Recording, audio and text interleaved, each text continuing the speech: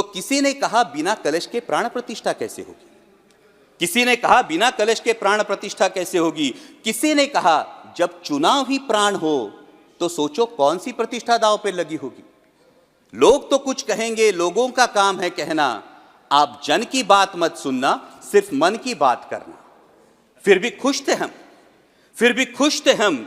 500 साल का सपना जो पूरा हो रहा था, हमारे अंदर का हिंदू भी पूरी तरह से जाग गया था। तो चल पड़े अयोध्या की ओर, राम लल्ला की दर्शन की आस लगाए। चल पड़े अयोध्या की ओर, राम लल्ला के दर्शन की आस लगाए।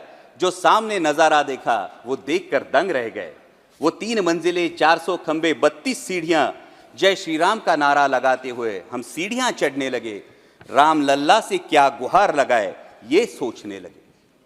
पहली सीढ़ी पर याद आई महंगाई, पहली सीढ़ी पर याद आई महंगाई, दूसरी पर देश में बढ़ती बेरोजगारी, तीसरी पर पत्रकारिता की चरण चुंबकता, चौथी पर सेंट्रल एजेंसीज की संदिग्ध भूमिका।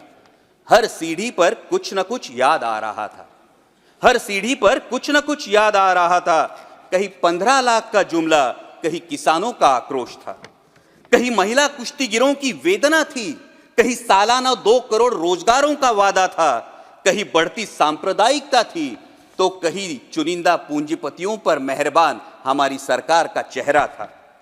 इस वास्तविकता ने झंझोड़ने के बाद, इस वास्तविकता ने झंझोड़ने के बाद भी हम अंधभक्तों की तरह चलते गए।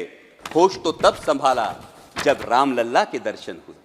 हमें नतमस्तक देख राम लल्ला मुस्कुराते हुए बोले, हमें नतमस्तक देख राम लल्ला मुस्कुराते हुए बोले, मैं कल भी था, आज भी हूं, कल भी रहूंगा।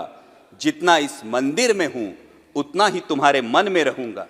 लेकिन याद रखना हमेशा, लेकिन याद रखना हमेशा, मैंने त्रेता युग में रामराज जलाया था, तुम कलियुग में जीते हो जहां संविधान ने गणराज जलाया है। धर्म समाज का किनारा जरूर है, धर्म समाज का किनारा जरूर है, लेकिन देश एक बहती धारा है। किनारे को धारा के बीच में लाया तो प्रवाह अड़ जाता है, प्रगति के पथ से हट जाता है। इसलिए धर्म का ठेकेदार नहीं, पहरेदार बनना चाहिए।